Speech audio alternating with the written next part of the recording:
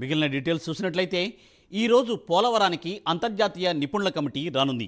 ఈ కమిటీలో ఉన్న 4 నిపుణులు 4 రోజుల పాటు ప్రాజెక్టు పనులను పరిశీలించనున్నారు.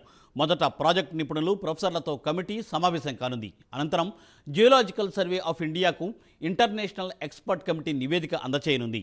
పోలవరం పనులు వేగవంతం చేసేందుకు కేంద్ర జలశక్తి శాఖ పోలవరం ప్రాజెక్టు అథారిటీ ఈ చర్యలను చేపట్టాయి. అమెరికాకు చెందిన డేవిడ్ బి పాల్, గియాస్ ఫ్రాంకో డిసిస్కో, కెనడాకు చెందిన రిచర్డ్ డొనెల్లీ, సిస్ హించ్ బెర్గర్లతో నిపుణుల బృందం డ్యామ్ను పరిశీలించనున్నారు. అనంతరం డ్యామ్ నిర్వహణ, భద్రత, సివిల్ ఇంజనీరింగ్, హైడ్రాలిక్ నిర్మాణాలతో పాటు పోలవరం సవాళ్లపై నివేదికను కూడా సమర్పించనున్నారు.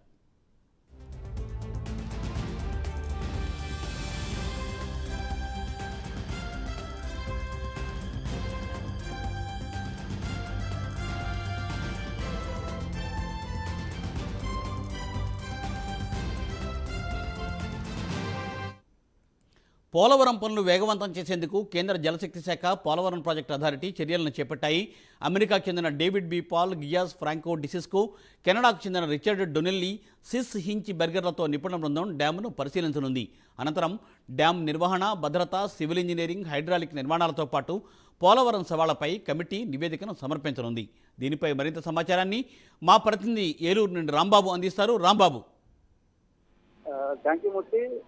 మరి కాసేపట్లో పోలవరానికి అంతర్జాతీయ నిపుణుల బృందం రానున్నారు. మొత్తం అమెరికా నుంచి అమెరికాకు చెందిన 2 నిపుణుల బృందం, అదే రకంగా కెనడా నుంచి 2, మొత్తం 4 నిపుణుల బృందం పోలవరం ప్రాజెక్టుకి చేరుకుంటారు.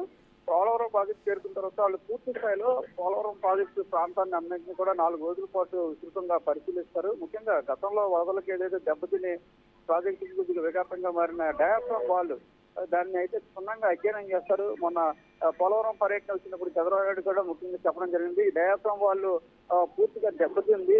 దాదాపుగా 120 మీటర్ల మేర కూడా గుర్తుకుపోయింది, దెబ్బతింది. కింద వరకు కూడా సుడిగుండాలు డ్యామ్ వాళ్ళని, డయాఫ్రామ్ వాళ్ళని పూర్తి స్థాయిలో ధ్వంసం చేశాయి.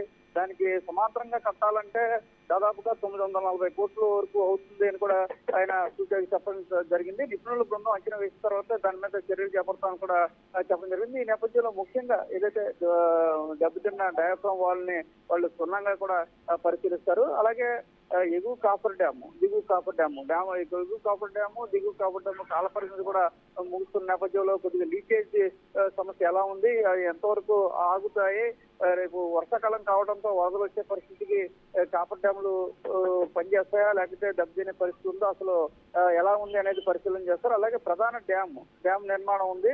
ఆ నిర్మాణ ప్రాంతం దగ్గర జరుగుతున్న పనులు ఏ రకంగా సమస్యలు ఎదురవుతున్నాయి, ఎందువల్ల ప్రాజెక్టు ఆలస్యం అవుతుంది, పనులు నత్తనంగా సాగుతున్నాయి, ఈ డ్యామేజ్ తో పాటుగా పనుల ఆటంకాలపై కూడా ప్రధానంగా వాళ్ళు దృష్టి సారిస్తారు. ఏ సమస్యలు అయితే ఎదురవుతున్నాయో వాటి మీద కూడా అధ్యయనం చేస్తారు.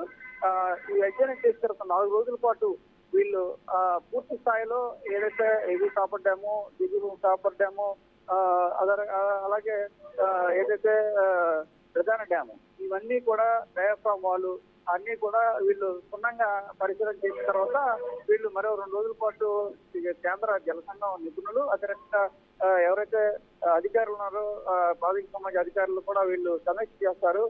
సమీక్ష చేసి వీళ్ళు యొక్క కొన్ని సాంకేతిక ఏదైతే పనిముట్లు వీళ్ళు తీసుకొస్తారు, వాళ్ళతో పాటు అక్కడ పరిశీలన చేస్తారు. అక్కడ ప్రాజెక్ట్ దగ్గర ఎటువంటి అవాంతరాలు ఎదురవుతున్నాయి, అక్కడ స్టాండ్ సంబంధించి ఎలా ఉంది, ర్యాక్ ఎలా ఉంది, లేకపోతే వరద వచ్చినప్పుడు దాన్ని తట్టుకునే పరిస్థితులు ఎగువ కాపర్ డ్యామ్కు దిగువ కాపర్ డ్యామ్ ఉన్నాయా లేదా, కాలపరిమితి వాటికి దగ్గర ముగిసిన పరిస్థితుల్లో ఇవన్నీ కూడా క్షుణ్ణంగా అధ్యయనం చేసిన తర్వాత ఈ 4 బృందం కూడా 2 రోజుల పాటు కేంద్ర జల సంఘం నిపుణులు అధికారులతో సమావేశమై సమీక్ష చేస్తారు.